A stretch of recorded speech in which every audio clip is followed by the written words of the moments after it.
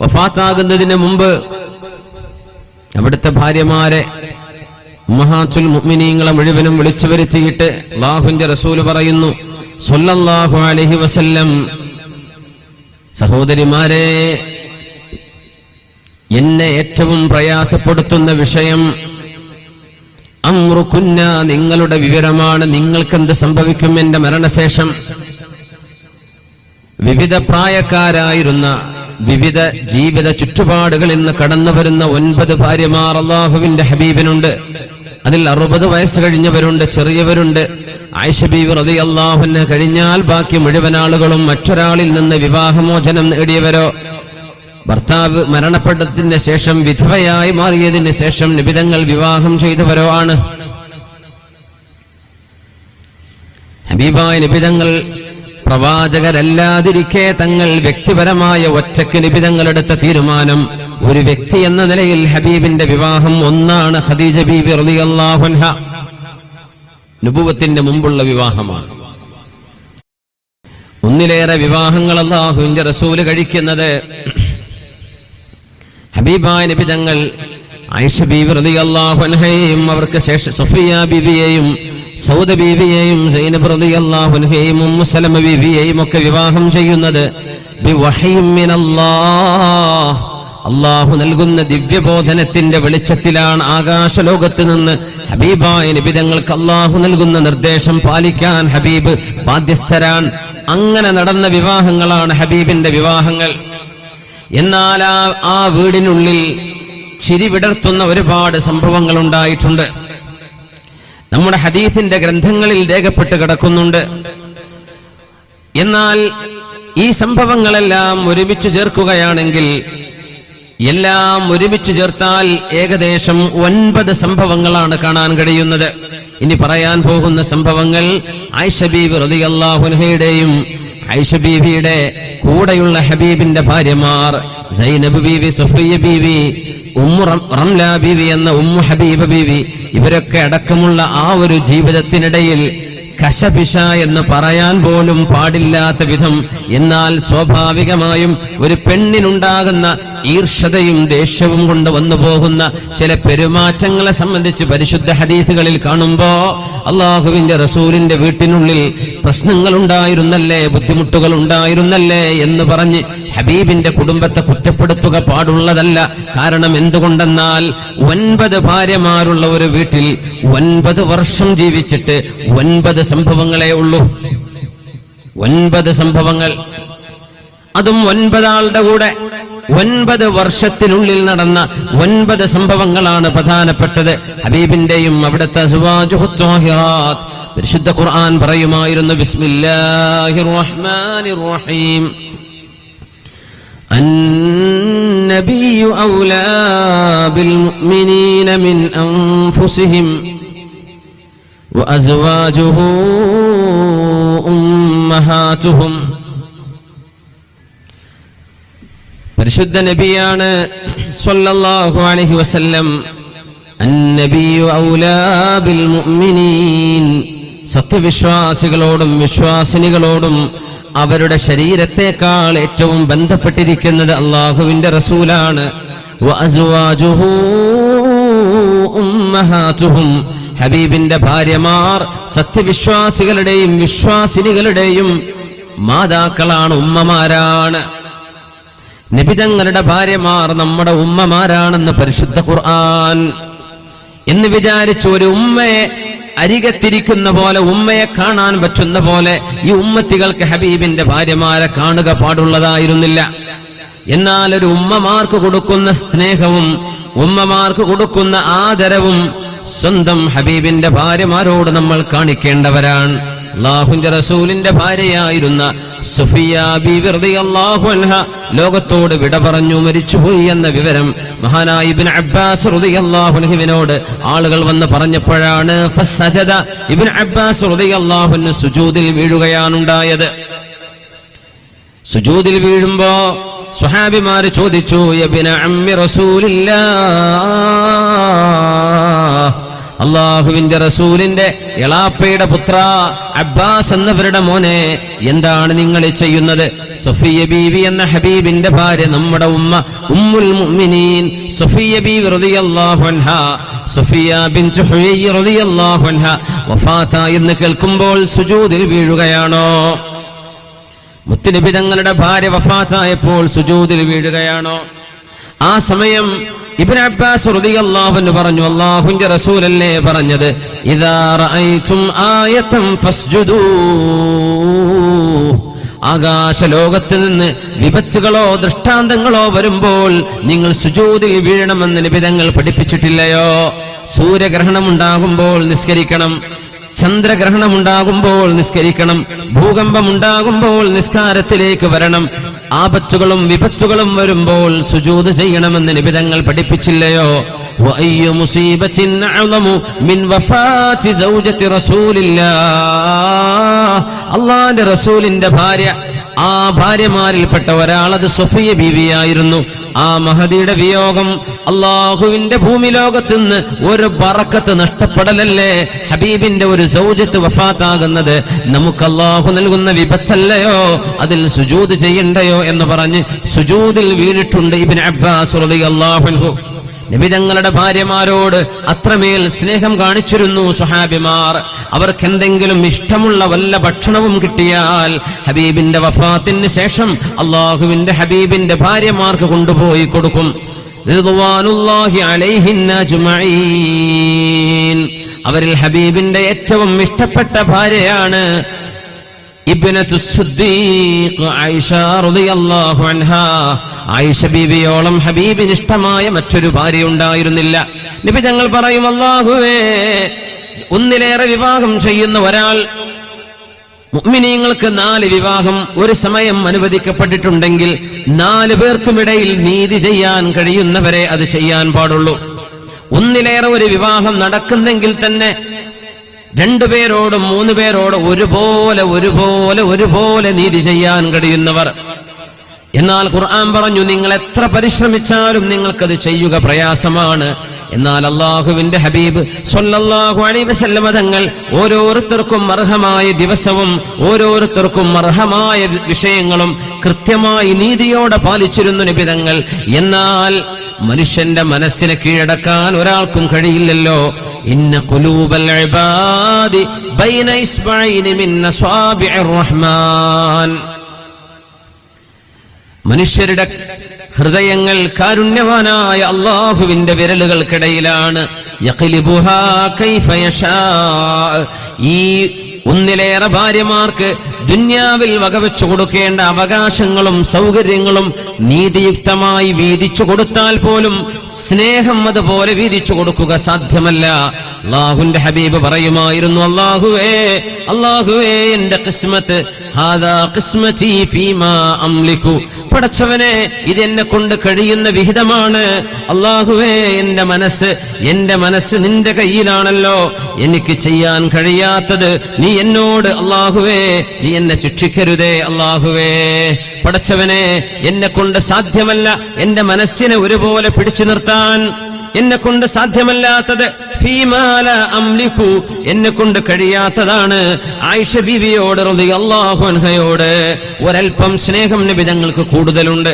അത് നബി തങ്ങളുടെ കൂടെയുള്ള ഭാര്യമാർക്കറിയാം, അത് ആയിഷ ബീവിക്കും അറിയാം. ബീവി അതിൽ വളരെ സന്തുഷ്ടയാണ്. എന്തിനാണ് ആ സ്നേഹമെന്നറിയുമോ? ഇനി പറയാനുള്ള സംഭവങ്ങളിലൂടെ കടന്നു പോകുമ്പോ അതിന്റെ കാരണം വ്യക്തമാകും. ആയിഷ ബീവി ചെറുപ്പക്കാരി ആയതുകൊണ്ടല്ല.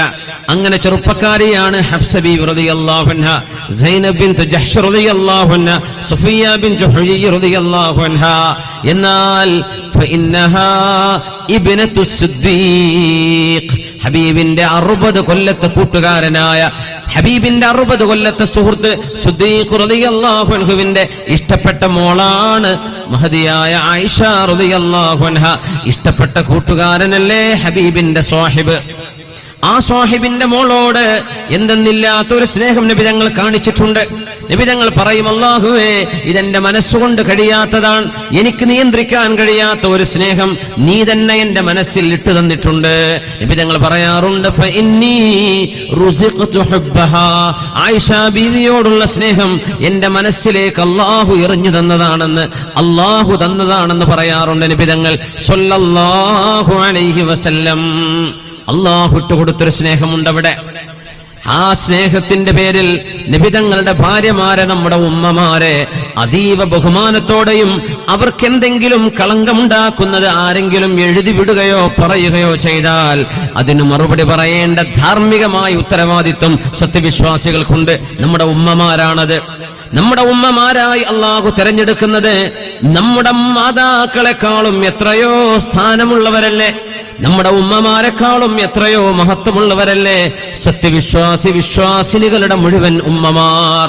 അതാണ് അസ്വാജു റസൂലില്ലാഹ്, നബി തങ്ങളുടെ വീട്ടുകാരികൾ, ഹബീബിന്റെ ഭാര്യമാർ റിദ്വാനുല്ലാഹി അലൈഹിന്ന അജ്മഈൻ.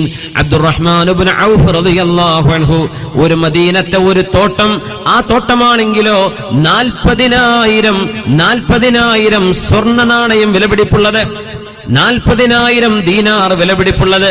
അതിന് തന്നെ 4 ലക്ഷം ദിർഹം വിലയുണ്ടായിരുന്നുവത്രേ.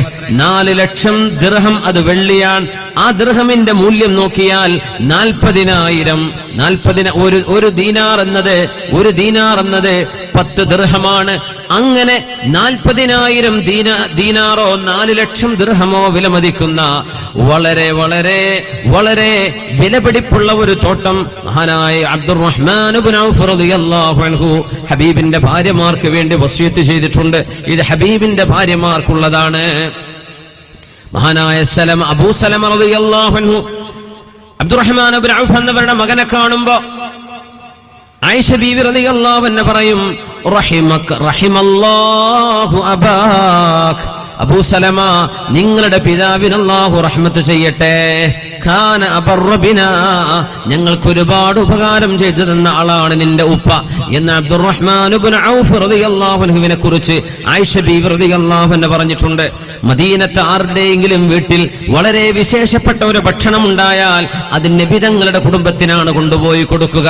അതുകൊണ്ട് ഈ പരിശുദ്ധമായ റബീഉൽ അവ്വലിൽ മുത്തുനബി തങ്ങളുടെ അവദാനങ്ങൾ വാഴ്ത്തപ്പെടുന്ന നേരത്ത് ഹബീബിന്റെ ഭാര്യമാരിൽ, ഹബീബിന്റെ കുടുംബത്തിൽ നടന്ന ഒരൽപ്പം ചിരിയും ചിന്തയും വിടർത്തുന്ന ആ തിരുഗേഹ വിശേഷങ്ങളാവട്ടെ നമ്മുടെ ചർച്ച. അല്ലാഹു തൗഫീഖ് നൽകട്ടെ. ഇതിൽ നമുക്ക് പാഠങ്ങളുണ്ട്. പ്രശ്നങ്ങൾ എല്ലാ വീടുകളിലും കാണും. ഈ പ്രശ്നങ്ങൾ ഇല്ലായ്മ ചെയ്യാനും ആ പ്രശ്നങ്ങൾ പരിഹരിക്കാനും നമുക്ക് മാതൃകയാണ് മുഹമ്മദ് റസൂലുള്ളാഹ്. ബിസ്മില്ലാഹിർ റഹ്മാനിർ റഹീം. ലഖദ് കാന ലക്കും ഫീ റസൂലില്ലാഹി ഉസ്വത്തുൻ ഹസനഹ ലിമൻ കാന യർജുല്ലാഹ വൽ യൗമൽ ആഖിർ വദകറല്ലാഹ കസീറാ. അല്ലാഹുവിന്റെ തിരു റസൂലിൽ നിങ്ങൾക്ക് മാതൃകയുണ്ട്. ഇനി പറയാൻ പോകുന്ന സംഭവങ്ങൾ നമ്മൾ അങ്ങനെയാണ് മനസ്സിലാക്കേണ്ടത്. വെറുതെ കേട്ടുവിടരുത്.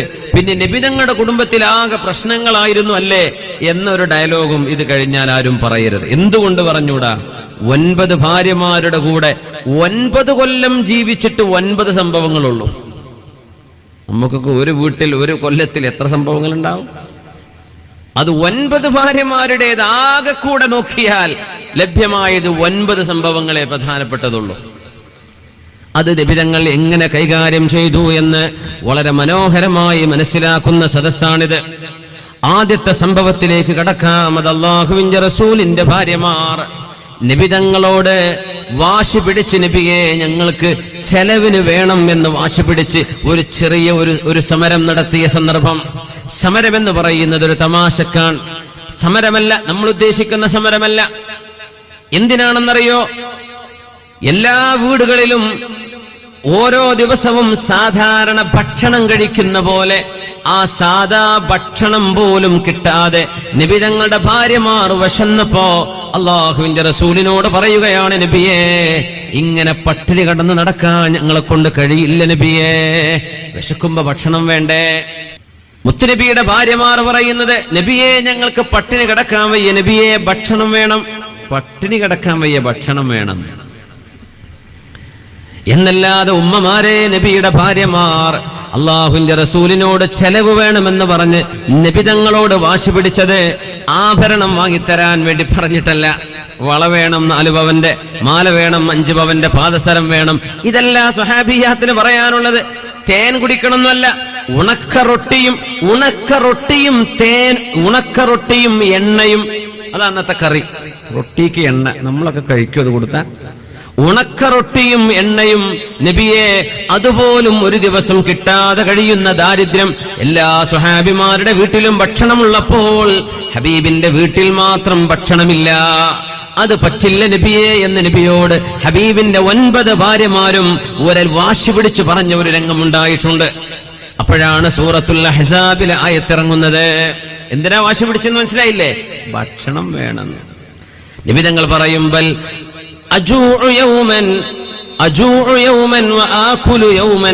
ഞങ്ങൾ ഹബീബിന്റെ വീട്ടുകാര്, ഞങ്ങൾ അഹ്ലു ബൈത്ത് ഒരു ദിവസം ഭക്ഷണം കഴിക്കും, പിറ്റേ ദിവസം പട്ടിണി കിടക്കും.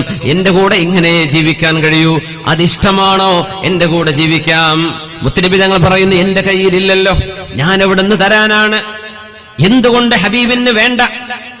ഹബീബ് കൊതിച്ചിരുന്നുവെങ്കിൽ, ഹബീബ് ആഗ്രഹിച്ചിരുന്നുവെങ്കിൽ മദീനയിലെ മലകൾ മുഴുവനും ഹബീബിന്റെ കൂടെ ഹബീബിന്റെ പിന്നിലൂടെ ആ മലകൾ സ്വർണമായി നടന്നുപോയേനെ. അങ്ങനെ തന്നെ ഹദീസിലുണ്ട്. അള്ളാന്റെ മലക്ക് വന്ന് പറയുന്ന, നബിയെ അങ്ങേക്ക് വേണോ? ഈ മലകളെല്ലാം സ്വർണവും സബർജതുമായിട്ട് മാറ്റിത്തരാം എന്ന് പറഞ്ഞ് അള്ളാഹുവിന്റെ റസൂലിനോട് വേണോന്ന് ചോദിച്ചിട്ട് വേണ്ടെന്ന് പറഞ്ഞ നബിയാണത്. അതാണ് ഇമാം ബുസ്രി തങ്ങൾ ബുർദയിൽ പറഞ്ഞത്. വളരെ ഇഷ്ടമായത്, നമ്മുടെ പരിപാടിക്കുമ്പോ ഇവിടെ ബുർദ ചൊല്ലി അല്ലേ? സാധാരണ മുമ്പൊക്കെ ഉണ്ടായിരുന്ന ആ പതിവ് ഇപ്പൊ ഇവിടെ ഇല്ല. മൈക്ക് ഓണാക്കി ഉസ്താദ് വേല തുടങ്ങാന്നല്ലാണ്ട് അതൊരു വല്ലാത്ത ബർക്കത്താണ്. ആ ബുർദ ഹബീബിന്റെ മദ്ഹല്ലേ, ആ മൗലായ സല്ലി വസല്ലി എന്നൊക്കെ ചൊല്ലി മുതഅല്ലിമീങ്ങളും നാട്ടുകാരൊക്കെ കൂടിയിരുന്നിട്ട് എന്ത് റാഹത്താണ്. അതൊക്കെ ഒന്ന് തിരിച്ചു വരണേ എന്ന് വല്ലാത്ത ആഗ്രഹമുണ്ട്. അപ്പൊ അതൊക്കെ വളരെ ഇല്ലാതെ ആയി പോയിട്ടുണ്ട്. ആർക്കും സമയമില്ല. അപ്പൊ ഇന്നിവിടെ ചൊല്ലുന്നത് കേട്ടു ഞാൻ വന്ന സമയത്ത് തന്നെ. മാഷാ അല്ലാഹ്, അത് വലിയൊരു ബറക്കത്താണ്. ഇമാം ബുസ്രി തങ്ങൾ വളരെ മനോഹരമായി ഹബീബിന്റെ ജീവിതം വിവരിക്കുന്നുണ്ട്. അതിന് മറുപടി ചൊല്ലണം. മൗലായ സ്വല്ലി വസല്ലിം ദായിമൻ അബദാ. എന്താ അർത്ഥം? മൗലായ, ഞങ്ങളുടെ നേതാവായ അല്ലാഹുവേ, സ്വല്ലി വസല്ലിം, സ്വലാത്തും സലാമും ചെയ്യണമേ, അലാ ഹബീബിക, നിന്റെ മെഹബൂബായ നബിയുടെ മേൽ, ഖൈറിൽ ഖൽഖി, എല്ലാ സൃഷ്ടികളിലും ഉത്തമരായവർ, കുല്ലിഹിമീ, എല്ലാവരെക്കാളും ശ്രേഷ്ഠരായ നബിയുടെ മേലിൽ സ്വലാത്തും സലാമും ചൊല്ലേണമേ അല്ലാഹുവേ.